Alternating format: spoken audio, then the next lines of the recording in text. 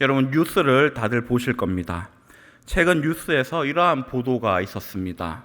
서울의 한 빌라에서 70명이 무려 70억에 달하는 전세 보증금을 잃은 사건이 최근에 있었습니다. 가해자는 수십 채의 집을 돌려가며 계약을 맺었고 그리고 보증금을 챙긴 뒤에 사라졌습니다. 그리고 그동안 호화 생활을 하면서 그렇게 법을 피해서 도망 다녔습니다. 문제는 피해자들입니다. 피해자들은 삶의 터전을 잃었고 그리고 눈물로 하루하루를 버텼습니다. 그런데 사기친 사람은 오히려 아무렇지 않게 그렇게 피해 다니며 잘 살고 있는 것이 뉴스에 나왔습니다. 이러한 일은 뉴스 속의 일뿐만이 아닙니다. 우리의 주변을 보더라도 악을 저지르고 오히려 더 잘 사는 사람들이 너무나 많이 있습니다. 불법과 거짓으로 돈을 벌고 있고 불법으로 더 큰 집에 살고 더 높은 자리로 올라서는 그러한 사람들을 바라볼 때 우리의 마음은 답답하고 그리고 화가 일어납니다. 때로는 정직하게 살아서 뭐하나 이러한 낙심이 찾아오고 심지어는 하나님께 대한 원망에 고개를 들기도 합니다. 하박국 선지자도 어찌하여 악인이 형통합니까? 왜 주께서는 잠잠하십니까? 그렇게 하나님 앞에 부르짖었습니다. 오늘 우리는 여전히 악이 형통한 것처럼 보이는 이 시대 속에서 과연 그리스도인으로서 어떻게 살아야 할지 바로 오늘 하박국 말씀을 통해서 함께 살펴보기를 원합니다. 이 하박국 선지자가 살던 이 시대는 유다 왕국이 쇠퇴하고 이제 혼란에 빠지던 시기였습니다. 백성들은 죄악과 우상에 물들어 있었고 그리고 정의와 공의는 완전히 실종된 그러한 상황이었습니다. 이 하박국 선지자는 이러한 상황 가운데 질문을 품게 되는 것이죠. 왜 하나님께서 침묵하시지? 왜 악이 더 번성하는 것일까? 이러한 의문을 품게 되었습니다. 특별히 하나님께서 이 유다의 죄악을 징계하시기 위해서 이 바벨론, 악한 바벨론을 사용하시겠다는 그 소리를 들었을 때 그는 도저히 이해할 수가 없었습니다. 왜냐하면 이 바벨론은 너무나 악한 나라였기 때문입니다. 자신들이 가지고 있는 강한 군사력, 그것을 신격화하였습니다. 모든 사람들을 동물 취급했던 나라입니다. 주변 나라와 민족들을 잔인하게 쟁탈하고 죽였던 그러한 나라입니다. 이러한 하박국의 질문이 바로 1장 13절에 나오고 있습니다. 우리 13절의 말씀 같이 읽어보겠습니다. 주께서는 눈이 정결하심으로 악을 참아 보지 못하시며 폐역을 참아 보지 못하시거늘 어찌하여 거짓된 자들을 방관하시며 악인이 자기보다 의로운 사람을 삼키는데도 잠잠하시나이까. 그리고 이어서 2장 1절에서는 하박국이 성루에 올라서 하나님의 대답을 기다리는 모습이 나오고 있습니다. 그런데 하나님께서 주신 대답을 쭉 살펴보면 의외의 대답을 하고 있습니다. 분명히 하박국이 논리적으로 질문을 했는데 하나님은 직접적인 해명을, 해답을 그에게 주지 않고 있습니다. 대신 이렇게 말씀하시죠. 우리 2절의 말씀 함께 읽어보겠습니다. 여호와께서 내게 대답하여 이르시되 너는 이 묵시를 기록하여 판에 명백히 새기되 달려가면서도 읽을 수 있게 하라. 아멘. 하나님은 하박국의 질문에 그의 응답하는 즉각적인 대답을 해주지 않았습니다. 대신에 하박국이 지금 뭘 해야 되는지를 명령하고 있습니다. 그것이 무엇이냐면 묵시를 기록하라. 달려가면서도 읽을 수 있게 하라. 그렇게 하나님께서 명령하고 있습니다. 여기서 우리는 중요한 하나님의 뜻을 발견합니다. 우리가 이 현실의 불의와 그리고 부조리 앞에서 흔들리지 않고 살아가기 위해서는 바로 말씀을 붙잡고 그리고 말씀을 삶의 기준으로 삼아야 함을 하나님께서 말씀하고 있음을 우리는 알 수 있습니다. 하나님의 말씀을 기록한다는 것은 단순히 글로 남겨라 이런 뜻이 아닙니다. 그것은 우리의 삶 속에서 이 말씀을 나침반으로 삼고 그 말씀대로 살아가라는 뜻을 나타내고 있습니다. 세상은 매일매일 흔들리고 있습니다. 그리고 사람들은 그저 많은 사람들이 몰리는 곳, 더 사람들이 관심 가지는 그곳에 우리의 마음을 두고 살아가고 있습니다. 또 사람들은 어떻습니까? 우리는 늘 생각하고 결심하고 결단하지만 그 결심과 결단이 그렇게 오래 가지는 않습니다. 바로 매일 변화되고 또 속이고 그리고 또 실패하는 것이 사람의 마음이라고 할 수 있겠습니다.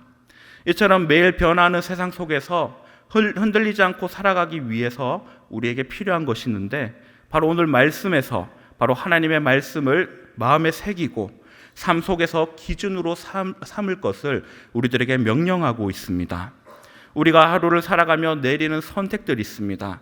인간관계 속에서 판단하고 직장과 가정에서 또 우리가 행하는 모습들이 있습니다.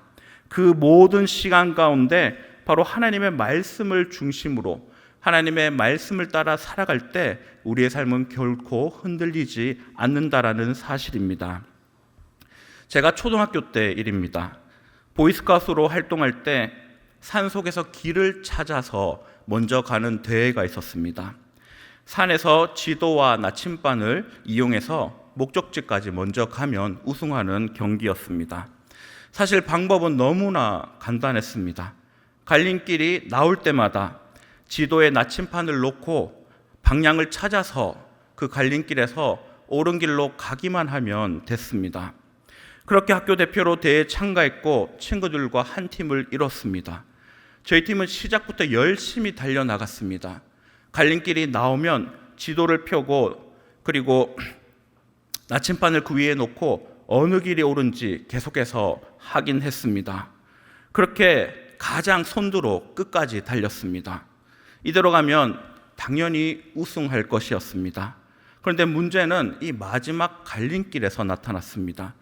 우리의 뒤를 바싹 쫓던 한 팀이 있었는데 우리가 1등을 놓칠까 봐 이 갈림길에서 무엇을 해야 됩니까? 지도에 나침반을 놓고 어느 길이 옳은지를 판단해야 되는데 나침반을 보지 않았습니다. 그저 우리 모든 팀원들이 이쪽 길이 맞다라고 생각하는 그 길로 달려나갔습니다. 왜냐하면 그 끝에 어른들의 목소리와 또 어른들의 모습이 어렴풋이 보였기 때문입니다.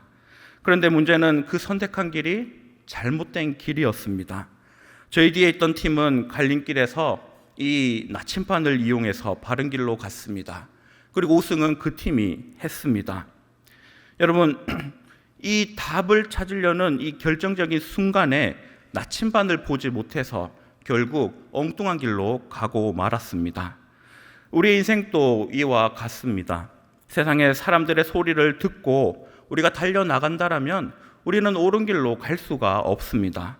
사람들의 가치관은 매일매일 바뀌고 세상이 추구하는 진리도 매번 바뀌고 있습니다. 그러나 하나님의 말씀은 변하지 않습니다. 그렇게 하나님의 말씀을 나침반으로 삼으라고 지금 하나님께서 명령하고 있습니다.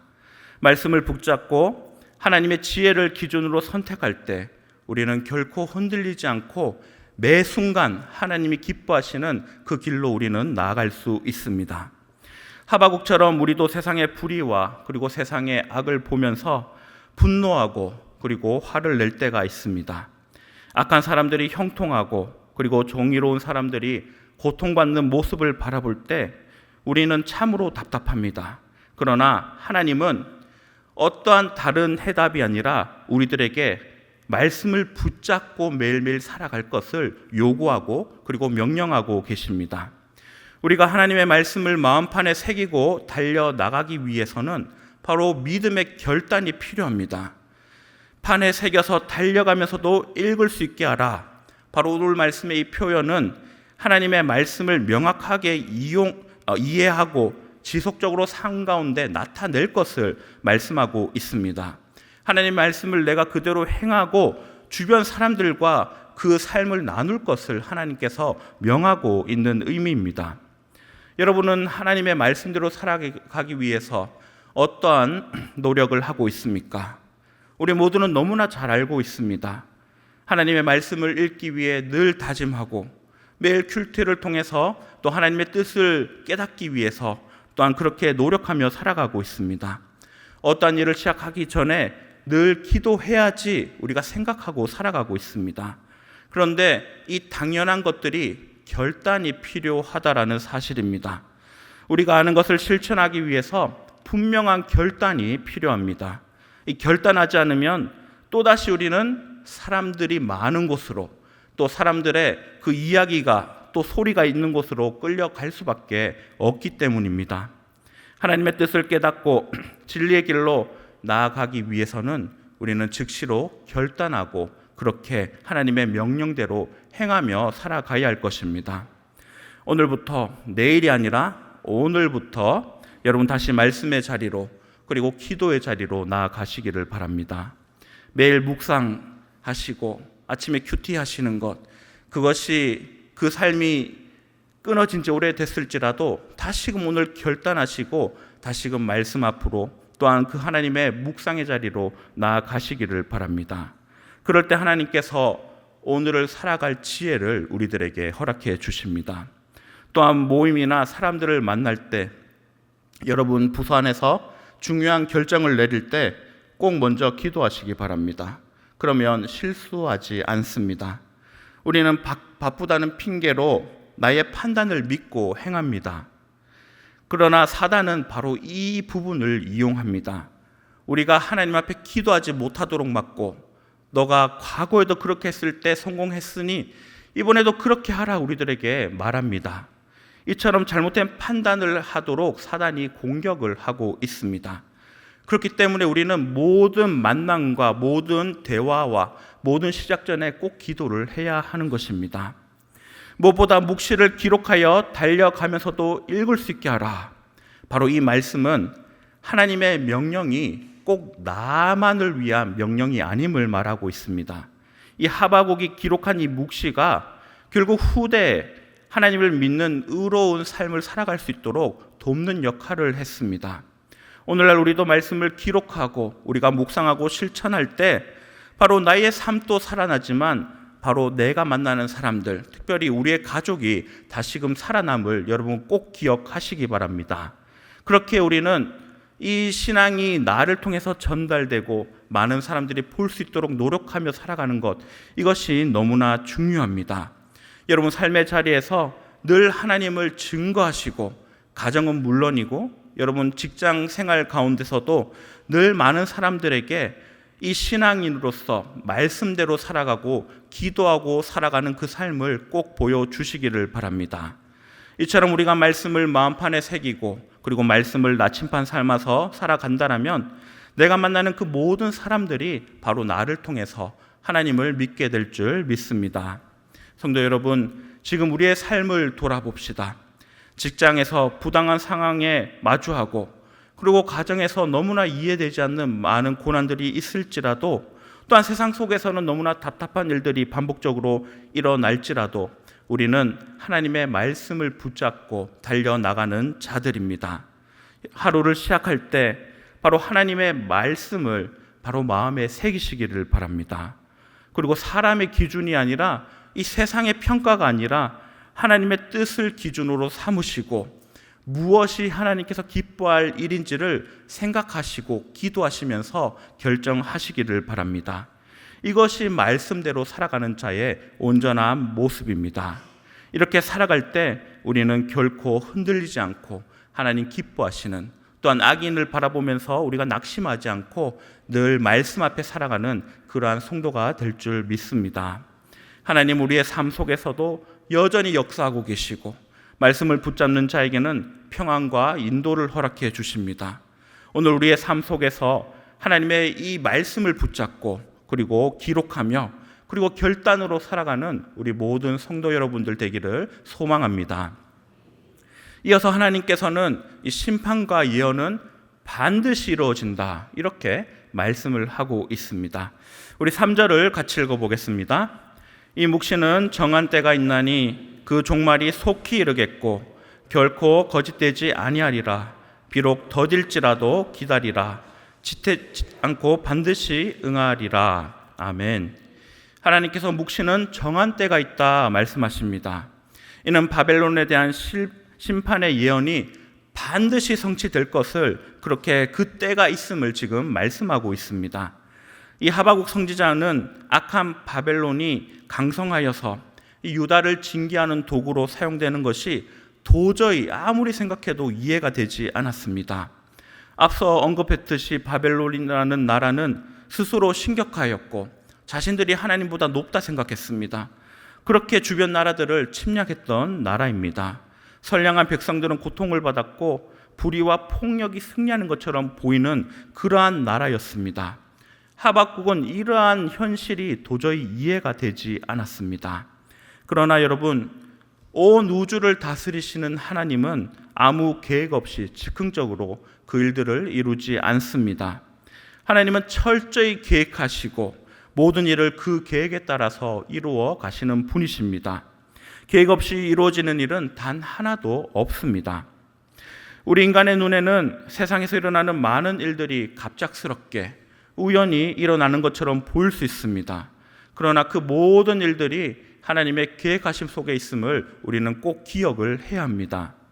우리도 살면서 비슷한 상황들을 만납니다. 세상이 너무 불공평하다고 느낄 때가 있습니다. 분명히 성실하고 부지런하게 살았는데 변하는 것이 없습니다. 분명히 저자는 악한 자인데 왜 저자가 더 잘 되는지 우리는 이해할 수가 없습니다. 그럴 때 내가 아무리 일해봤자 어떠한 의미가 있는가 좌절하고 절망할 수밖에 없습니다. 우리 주변에 예수를 믿지 않는 많은 사람들, 도덕적으로 너무나 추악하게 살아가는 사람들, 그런데 그 사람들의 삶을 바라보면 길이 열리고 자식들이 잘 되고 풍족한 노년기를 보내는 그러한 사람들의 모습을 우리가 봅니다. 그런가 하면 매번 새벽기도 나와서 기도하고 주일날 하루도 빠지지 않고 교회에 나가서 예배드리고 봉사하는데도 여전히 가난하고 병든 채로 살아가는 많은 사람들도 있습니다. 그러나 하나님은 분명하게 우리들에게 말씀하십니다. 이 묵시는 정한 때가 있다 분명히 말씀하고 있습니다. 분명히 정한 때가 있다라고 말합니다. 이 정한 때는 종말론적 의미를 가지고 있습니다. 하나님의 심판의 때가 반드시 있다라고 말씀하고 있습니다. 또한 이 정한 때라는 것은 여성이 임신하여서 출산을 앞둔 바로 그때를 말하기도 합니다. 비록 그 시간이 너무나 긴 것 같고 도저히 그 출산의 날이 오지 않을 것처럼 보일지라도 당연히 아이를 낳게 되는 그날은 반드시 오게 되어 있습니다. 하나님께서 정한 그때가 오면 반드시 우리의 기도가 응답되어질 것을 말씀하고 있는 것입니다. 바로 이 확신을 지금 하나님께서 하박국 선지자에게 주고 있습니다. 무엇보다 중요한 것은 이 하나님께서 심판하시는 그 정한 때, 그리고 응답이 이루어지는 그 정한 때는 바로 하나님이 정하신 시간이라는 사실입니다. 하나님이 정하신 그때는 그 누구도 바꿀 수가 없습니다. 그때는 인간의 소관이 아니라 바로 하나님의 절대적인 주권 아래에 있는 시간입니다. 그렇습니다. 우리는 악인이 잘 되는 것을 보면서 답답해할 필요가 없는데, 왜냐하면 그 심판은 하나님의 손안에 있기 때문입니다. 하나님은 때가 되면 반드시 그 악한 자를 심판하시는 분이시기 때문입니다. 우리는 그 사람을 바라보며 답답하고 왜 하나님은 저자를 저렇게 내버려 두시나 그렇게 우리가 말할 필요가 없다라는 사실입니다. 물론 하나님께서는 그 악한 자도 돌아오기를 또 기다리고 또 기다리시겠지만 결국 돌아오지 않을 때, 그 정한 때가 됐을 때 하나님은 그 자를 심판하십니다. 세상에서 부조리한 일들에 그 모든 것들이 승리하는 것처럼 보일지라도 하나님의 정의는 그 정해진 그때 반드시 일어난다라는 사실입니다. 그래서 우리가 해야 할 일이 무엇이냐면 우리는 기다리고 그리고 하나님을 신뢰하고 믿음으로 살아가는 것, 이것이 우리가 이 땅에서 행할 모습이라고 할 수 있겠습니다. 시편 37편 28편도 이렇게 말하고 있습니다. 읽습니다. 여호와께서 정의를 사랑하시고 그의 성도를 버리지 아니하심이로다.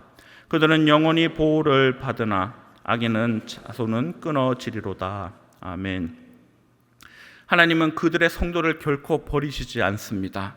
영원히 보호하십니다. 그러나 악인은 끊어버리겠다라고 말씀하고 있습니다. 그들은 영원할 수가 없습니다. 그 끝이 그리 길지 않습니다. 그러므로 우리는 그들을 부러워할 필요가 없습니다. 그들로 인하여 하나님께 불평불만할 필요도 없습니다. 도리어 우리는 하나님의 말씀을 붙잡고 그저 말씀을 마음판에 새기고 다른 악인들을 바라보는 것이 아니라 내가 하나님 앞에 어떻게 살아가는지를 먼저 바라보고 점검하는 것이 더욱더 필요합니다. 결국 우리는 흔들리고 상처받는 자들이 아니라 하나님의 그때를 기대하고 소망하며 기다리는 자들입니다. 그들은 눈앞의 상황이 아닌 하나님의 약속을 바라보며 믿음으로 살아가는 자들입니다. 기다림 속에서 인내하고 그리고 기도하면서 말씀을 붙잡고 삶 속에서 정의를 실천하는 자에게 반드시 하나님은 그 하늘의 평강을 허락해 주시는 분이십니다. 또한 끝까지 참고 인내하는 자는 바로 임신한 여인이 아이를 출산하듯이 그날이 반드시 온다는 사실을 기억해야 됩니다. 이스라엘 민족은 광야에서 40년을 지냈지만 결국 그 기다림의 끝에는 약속하신 가나안 땅이 있었습니다. 엘리야는 갈멜산에서 7번 기도하였을 때 하나님의 응답이 있었습니다. 나만 장군은 7번 목욕했을 때 문둥병에서 치료가 되었습니다. 이 모든 것들이 하나님께서 정하신 기한의 때가 있다라는 사실입니다. 여러분 그때를 소망하시면서 참고 인내하시기를 바랍니다. 저희 집에 화분이 참 많이 있는데 매년 봄이 되면 화분을 삽니다. 식물들을 사옵니다. 그런데 문제는 대부분의 식물들이 죽는다라는 사실입니다. 원인이 무엇일까 살펴봤더니 물을 많이 줘서 죽었습니다. 아직 물 줄 때가 안 됐는데 분명히 그 흙이 말라있는 것처럼 보이고 물을 더 많이 줘야 자랄 것처럼 생각이 되어서 물을 또 줍니다. 그러니까 뿌리가 썩어서 죽고 마는 것입니다. 이처럼 열매가 맺히지 않을까 걱정하고 염려하면서 필요 이상의 물을 주면 그것은 썩고 마는 것입니다. 하나님께서는 우리의 인생에 물을 줄 정확한 타이밍을 알고 계십니다. 비록 지금은 나의 인생이 메말라 보이고 더딜지라도 하나님은 우리의 인생의 그 정한 때 너무 빠르지도 또 늦지도 않게 비와 열매를 허락해 주시는 분이십니다. 그래서 우리가 해야 할 일은 참고 기다리는 일입니다. 그래서 우리는 현실 속에서 자주 조급해하고 그리고 당장 변하지 않을지라도 여전히 하나님을 신뢰하고 살아가는 그러한 믿음의 백성이 되어야 할 것입니다. 지금 힘들 일이나 그리고 너무나 어려운 일이 있을지라도 여러분 그것이 우리의 모든 인생을 정하지는 않습니다. 하나님이 우리의 모든 것들을 정하시고 그리고 하나님이 우리를 다스리고 계십니다. 그래서 우리는 화를 내거나 불평불만을 쏟는 자가 아니라 하나님을 믿고 기다리며 감사하고 하나님 앞에 찬양하며 살아가는 자들입니다. 성도 여러분, 바로 세상이 불공평할지라도 여전히 악인이 형통해 보일지라도 여전히 그 모든 것들이 우리의 마음을 답답하게 할지라도 공의로우신 하나님께서 심판하시는 그때가 있음을 기억하십시오. 우리가 그들을 심판하는 자가 아닙니다. 심판은 하나님의 손안에 있습니다. 우리는 하나님께 그 모든 것들을 맡기고 그저 우리는 기다리고 인내하며 살아갈 뿐입니다.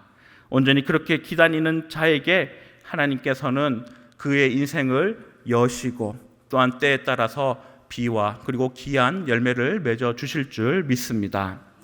결론적으로 이 악인이 잘 되는 것처럼 보이는 세상 속에서 하나님께서 우리들에게 원하시는 삶이 무엇입니까? 바로 그것은 믿음으로 살아갈 것을 우리에게 명하십니다.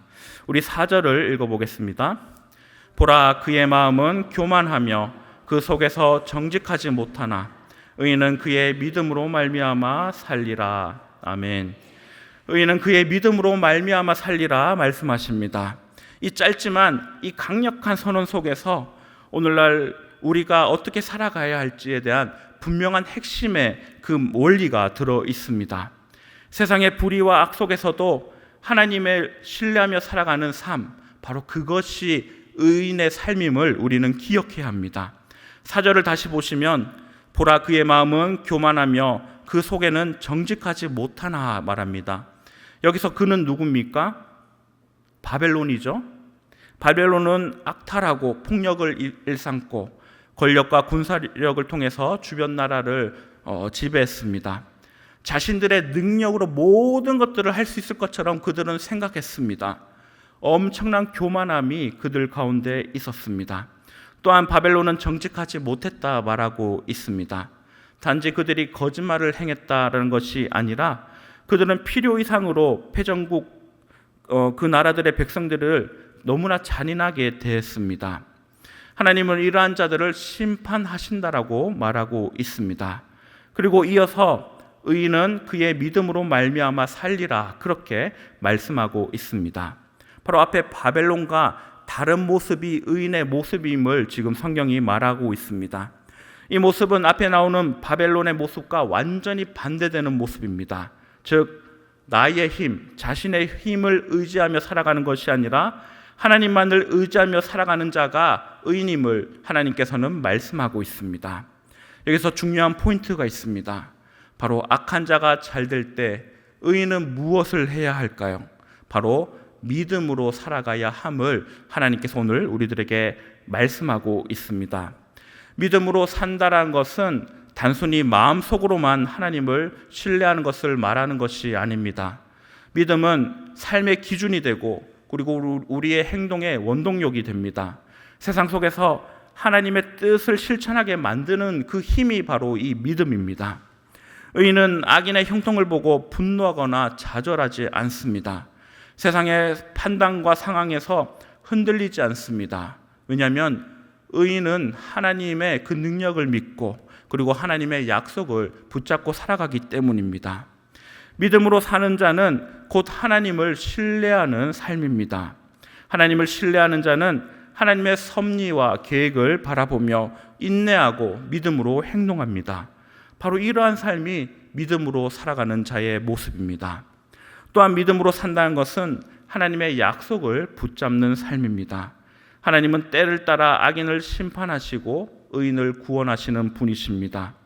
우리가 세상의 속도와 눈앞의 결과에 조급해하지 않고 하나님의 약속을 굳게 붙잡을 때 우리의 삶은 흔들지 않는 믿음을 소유한 그러한 자로 살아갈 수가 있습니다. 세상의 평가나 주변의 사람들의 그 시선에 좌우되지 않고 오직 하나님과 그리고 그 안에 있는 약속을 바라보며 행동하고 결정하는 삶, 바로 이것이 믿음의 삶이라고 할 수 있겠습니다. 무엇보다 믿음으로 살아가는 자는 바로 거룩한 제사장으로 살아가는 삶과 연결이 됩니다. 성도는 단순히 나 하나의 구원을 위해서 살아가는 자가 아닙니다. 세상을 향한 하나님의 제사장으로 부름받은 우리는 우리 모든 사람들이 우리가 만나는 그 모든 자들이 하나님 앞으로 돌아오기 위해 우리는 하나님 앞에 부름받은 자들임을 꼭 기억을 해야 합니다. 그렇게 우리를 거룩한 제사장으로 불러주셨습니다. 믿음으로 살아가는 바로 그러한 자는 결국 나의 삶을 통하여 하나님께 영광을 올려드리고 세상을 향해서 복음을 선포하고 사랑을 증거하며 살아가는 자들입니다. 그래서 우리는 그러한 믿음을 가지고 살아갈 때 다른 사람이 잘 되는 것에 배아파하지 않습니다. 서로 격려해주고 축하해줄 수가 있습니다. 때로는 내 삶에 낙심이 되고 어려운 일이 닥칠지라도 결코 무너지지 않습니다. 고난 속에서 우리는 하나님을 발견하게 되고 하나님을 만나게 됩니다. 그리고 그 놀라운 하나님의 뜻, 바로 그 정해진 그때 이루시는 하나님을 우리가 체험하면서 더욱더 믿음으로 나아갈 수 있게 됩니다. 그리고 그 모습을 누가 보겠습니까? 우리의 가족들, 우리의 자녀들, 우리가 속한 그 그룹의 많은 사람들이 나의 모습을 보면서 너희의 하나님은 살아계시구나, 바로 그러한 서로에 대한 응답과 그리고 그러한 찬양이 나오게 된다는 사실입니다. 성도 여러분, 세상의 불의와 그리고 악이 승리한 것처럼 보일지라도 우리는 믿음으로 살아가는 자들입니다.